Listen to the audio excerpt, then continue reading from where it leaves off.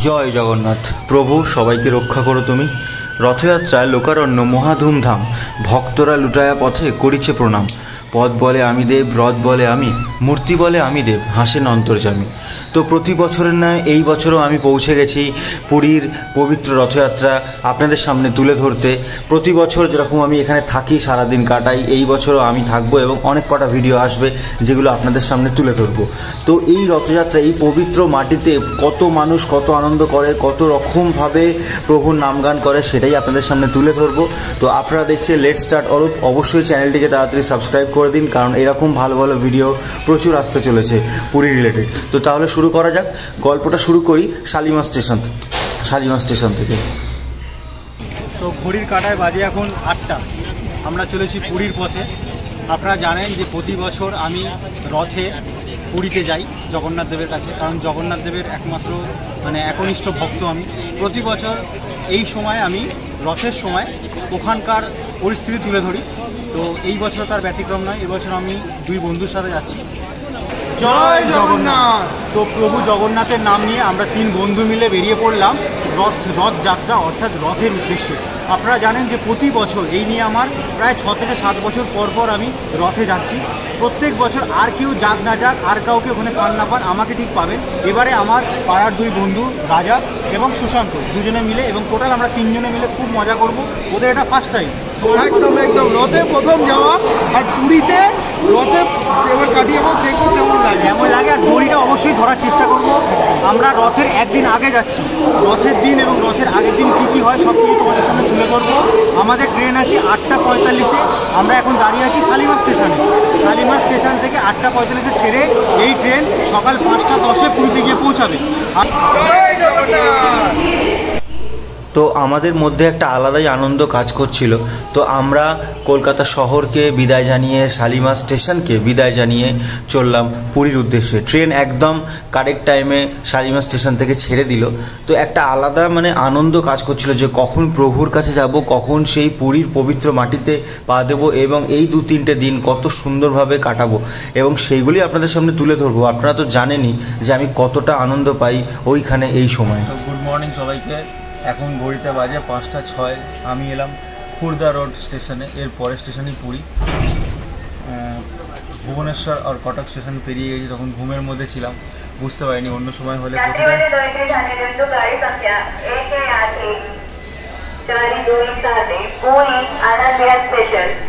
যাই বলো বন্ধুরা, ভোরের বেলা স্টেশন দেখতে কিন্তু খুব ভালো লাগে।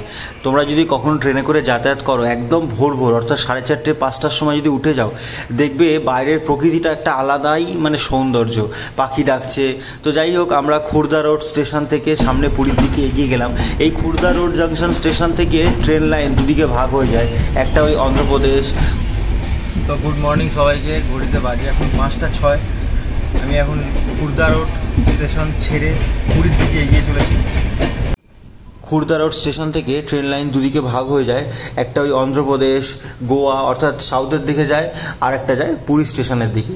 তো যেটা মেন কথা সেটা হচ্ছে এই স্টেশন পার হওয়ার সাথে সাথেই আপনারা দেখবেন যে দুদিকে ছোট ছোট অনেক পাহাড়, যেগুলো আপনাদের ভীষণ ভালো লাগবে। এই পাহাড়ি এলাকাগুলো পুরী যাওয়ার পথে পড়বে। যদি আপনারা যাজপুর কেওনঝড় রোড এই স্টেশন পেরোনোর সাথে সাথেই চারিদিকে পাহাড় দেখতে পাবেন, বাট এই খুর্দা রোড স্টেশনের পর থেকে একটু বেশি দেখতে পাবেন, যেগুলো আপনাদের ভীষণ ভালো লাগবে।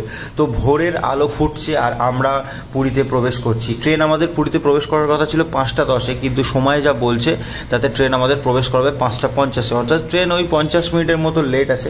যাই হোক, একদম খুব ভালো লাগছে যে দুদিকে এরকম পাহাড় দেখতে দেখতে আমরা চলেছি পুরীতে, অর্থাৎ বাবার কাছে এবং জগন্নাথ দেবের কাছে। এই 2টো দিন ভীষণভাবে আনন্দ করব বলে।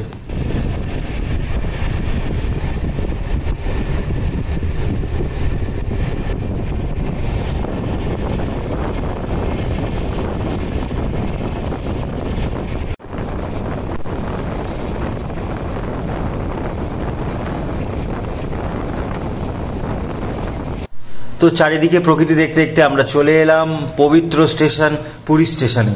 এত ভালো লাগছে যে বলে বোঝাতে পারবো না। তো আমরা এখন 6:10 বাজে আমরা পুরী স্টেশনে নেমে এলাম, আর ওয়েদারটা সেরা লাগে। এই 2টো দিন রথে সেরা কাটবে, আর প্রত্যেকটা ভিডিও আপনাদের সামনে তুলে ধরবো। আপনারা যা সামনেটা দেখুন, শুধু রথযাত্রা উপলক্ষে কত সুন্দরভাবে ইন্ডিয়ান রেলওয়েজ একদম পুরী স্টেশনের পাশে কত সুন্দরভাবে দর্শনার্থীদের বসার জন্য, থাকার জন্য, স্নানের জন্য জায়গা করে দিয়েছে। কারণ এই সময় তো হোটেলের প্রচুর দাম, আর এই সময় সবাই হোটেল পায় না, কিন্তু সব দর্শনার্থীরাই আসে বাবার রথের দড়ি টানবে বলে। তো সেই জন্য এখানে বসার জায়গা, থাকার জায়গা সত্যি দারুণ করেছে। আমি এই প্রত্যেক বছর আসছি, এই বছর লাইটিং ফাইটিং দিয়ে যেন আরও খুব সুন্দর করে তুলেছে জায়গাটাকে। তো এই সেই জায়গা, বসার জায়গা, যেখানে আপনারা এসে বসতে পারবেন, থাকতে পারবেন। দেখুন একদম পুরী স্টেশনের পাশেই কিন্তু এই বসার জায়গাটা করেছে।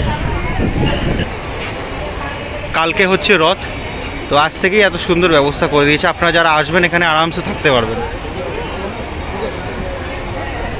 এখানে আরও কাউন্টার বসবে, খাবার কাউন্টার, যেখান থেকে আপনারা আপনাদের খাবার সংগ্রহ করতে পারবেন। আমরা চলে এসেছি মেন রোডের সামনে। মেন রোডের সামনে এখানে আপনারা অনেক অটো পেয়ে যাবেন। যদিও আজকে শনিবার, কালকে রবিবার, কালকে রথ, আজকে কিছুক্ষণ পর থেকে অর্থাৎ 9:30 থেকে নো এন্ট্রি হয়ে যাবে। এখন যারা আসছে তারা অটো ফটো পাবে, গাড়ি টাড়ি পাবে। এরপর যারা মানে বেলার দিকে যারা আসবে তাদেরকে হেঁটেই যেতে হবে তাদের হোটেলে বা মন্দিরে।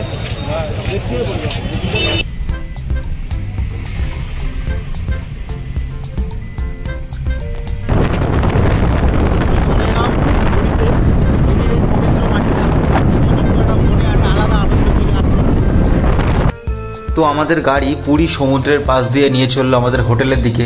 পুরী আমি বহুবার এসেছি, প্রত্যেক বছর আসি রথের সময়, এছাড়া আরও অনেকবার আসি। সেই জন্য পুরী আমার কাছে সেকেন্ড হোমের মতো, মানে ভীষণই ভালো লাগে। তো যাই হোক, আমরা যে হোটেলে আছি সেই হোটেলের নাম্বারও আমি ডেসক্রিপশনে দিয়ে দেবো। এখানে দেখুন আমরা 3 বন্ধু মিলে আরামসে থাকতে পারবো।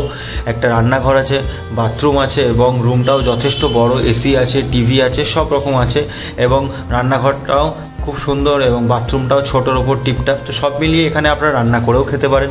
এখানে রাঁধুনিও আছে, আপনারা খাবার কিনে আনতে পারেন। বাজারের কাছেই যেহেতু এই হোটেলটা, তো বাজার থেকে আপনারা সবজি বাজার করে বা মাছ মাংস কিনে এখানের রাঁধুনিকে দিলে তারা রান্নাও করে দেবে। আর সব মিলিয়ে মোটামুটি ঠিকঠাকই আছে। আর রুমটা আমার মোটামুটি খুবই ভালো লেগেছে, কারণ 3 জন থাকার জন্য একদম পারফেক্ট।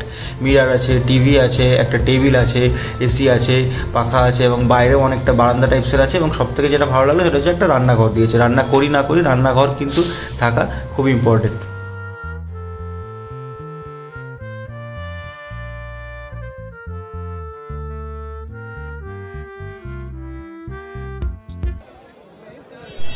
আজ 7ই জুলাই রবিবার, রথযাত্রা।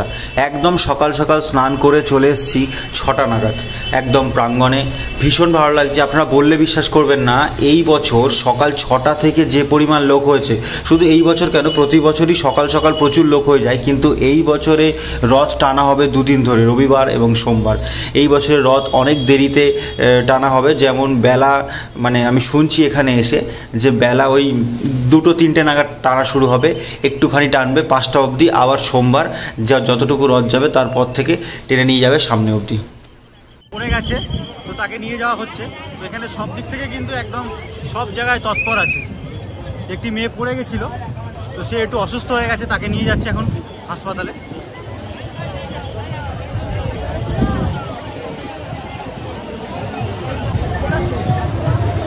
আসুন এবার আপনাদের পুরো এই জায়গাটা ঘুরিয়ে দেখায়। সমগ্র ইন্ডিয়া থেকে লোকজন এই সময় পুরীতে আসে। যাই হোক, আমি আর বিশেষ কথা বলবো না। এবার দেখুন এখানের সৌন্দর্য এবং এখানের মাহাত্ম্য, এই পবিত্র মাটির সৌন্দর্য এবং এই পবিত্র মাটির মাহাত্ম্য।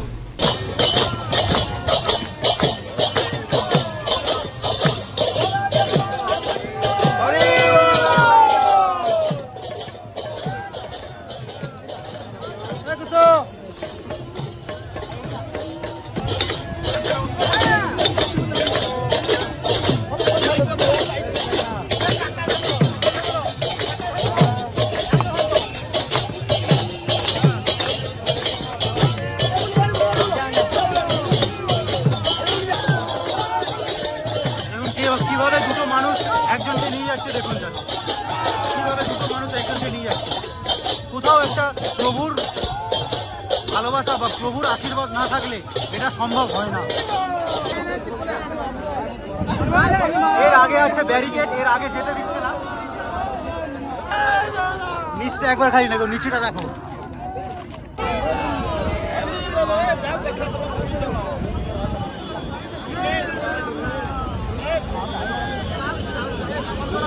যেহেতু অনেক পরিমাণ ভিড়, তাই ক্যামেরা সোজা রাখা যাচ্ছে না। আপনারা প্লিজ একটু মানে দেখে নেবেন, একটু ক্যামেরাটা টলবল করছে, কারণ এখানে দাঁড়ানোই যাচ্ছে না ঠিকঠাক।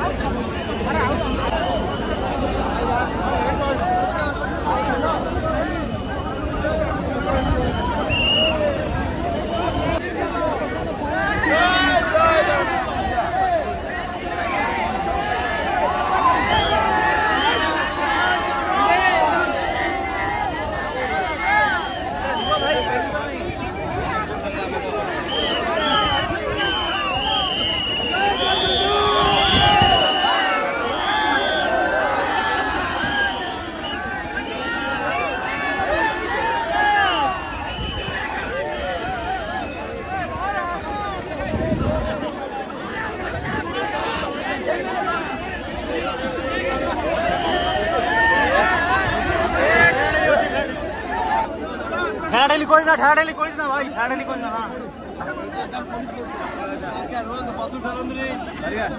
ওরে বাবা রে, ঠেলাঠেলি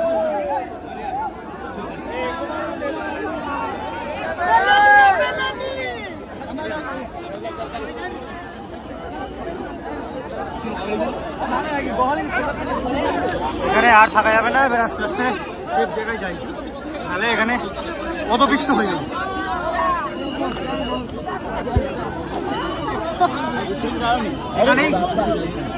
এখানেই অনেক লোকের শরীর খারাপ হয়ে যায় এইভাবেই। একদমই বয়স্ক মানুষদের এবং মহিলাদের এখানে একদমই আসা উচিত নয়। দেখুন নিচটার অবস্থা দেখুন, একটু অসাবধান হলেই পড়ে গেলেই ব্যাস।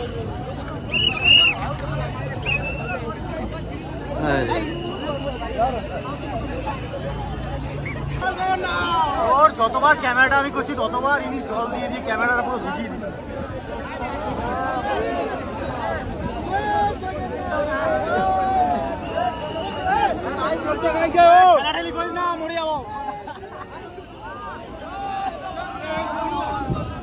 এখানে একবার পড়ে গেলে আর দেখতে হবে না, এখানে একবার যদি তুমি পড়ে যাও ব্যাস।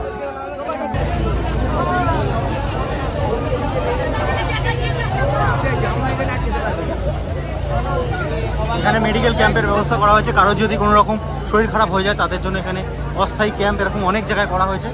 বিভিন্ন মানুষ ক্লান্ত হয়ে গেছে দেখুন।